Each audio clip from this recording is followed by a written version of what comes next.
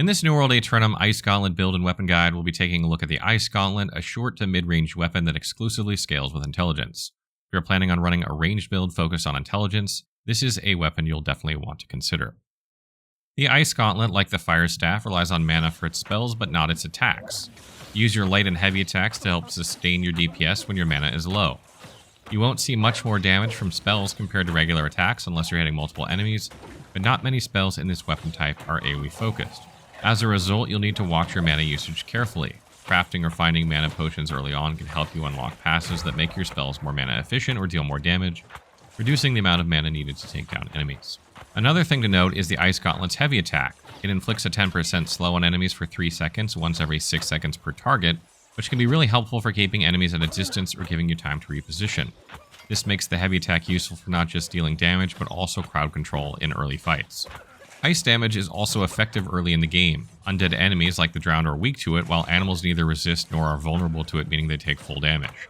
This makes the Ice Gauntlet a solid weapon choice early on, as it can handle undead easily and still perform well against animals. The pros of this weapon type are that it has good defensive skills and excellent crowd control, but it has low mobility and relies on good positioning and is weak in close quarters combat.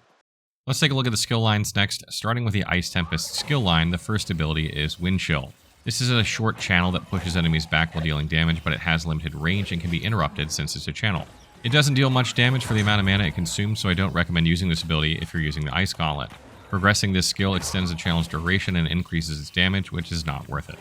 Next is Ice Spikes, which shoots out a trail of ice with one large spike called the Mighty Spike that deals damage in a small AoE and pushes back enemies. It does about 1.5 times the damage of regular attack, but it can be tricky to use. After casting, you can press the basic attack button to stop the spike in front of you instead of letting it travel the full 8 meters, which helps ensure you hit with the main spike for maximum damage.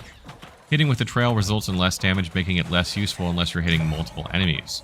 It's also not very mana efficient for single target fights, but it can be effective in larger group fights. Progressing this skill line reduces its cooldown if an enemy is successfully hit by Mighty Spike, increasing the Mighty Spike's damage and adds a stagger effect to the ice trail. The next ability, Ice Storm, is probably the best in the Ice Gauntlet lineup. It's a large AoE that deals damage over time for 5 seconds and slows enemies by 25%. Once upgraded, it increases its damage and causes enemies inside to take even more damage while inflicting them with Root.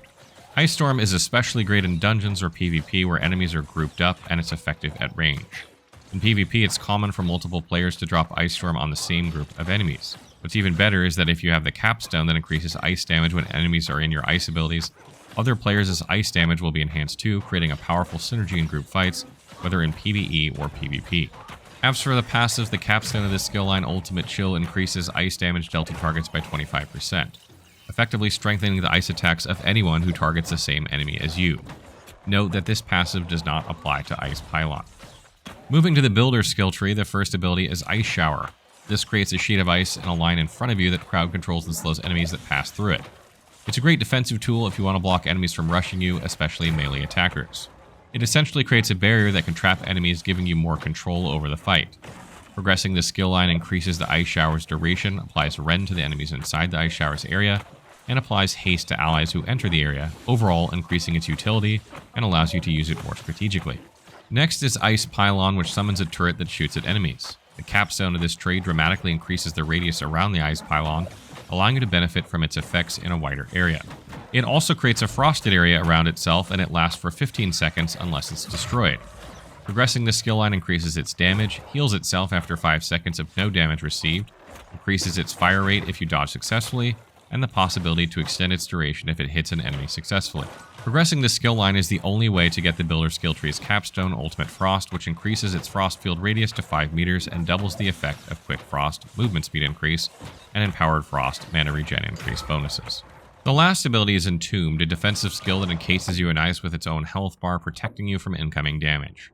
While inside, enemies will need to destroy the ice before they can reach you, making it a great panic button, especially in PvP. Players often use this when focused by multiple enemies, as the ice's health is significant and it cleanses debuffs and increases defense once you exit. You'll see teams in PvP use this to stall out attackers, forcing melee players to switch targets or move back and forth while ranged players keep attacking uninterrupted. Pressing the basic attack button also allows you to knock back enemies within a 3-meter radius and leave the ice barrier. Progressing the skill grants you Fortified buff, giving you increased armor after using this skill. When it comes to weapons and armor, since the Ice Gauntlet scales only with intelligence, you'll want to pair it with other intelligence scaling weapons. Good options include the Fire Staff, Rapier, or Musket, each with their own advantages.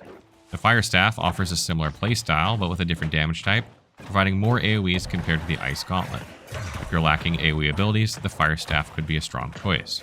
If you prefer a melee option, the Rapier is a good fit with its strong moveset. Alternatively, the Musket can give you even more range, which complements the Ice Gauntlet's short to medium range. The Musket could be a solid option if you want to add long-range attacks to your arsenal. As mentioned before, the Ice Gauntlet is a solid starting weapon due to its ice damage, which is effective against early-game enemies. The key challenge is mana management, but you can overcome this by choosing the right passive abilities, staying near your ice pylon, and utilizing mana-efficient strategies. This will allow you to cast faster and enjoy a smoother experience. Since you'll be casting at range and aiming to avoid getting hit, it's best to wear light armor, as this increases your damage by 15%. Maximizing your damage output ensures you can quickly kill enemies and move on, allowing for a more efficient and enjoyable playthrough. So that wraps up our Ice Gauntlet build and weapon guide. I hope you guys learned something about the Ice Gauntlet in this video. Are you going to be playing Ice Gauntlet at launch? Are you going to be playing something else? Let us know in the comments below.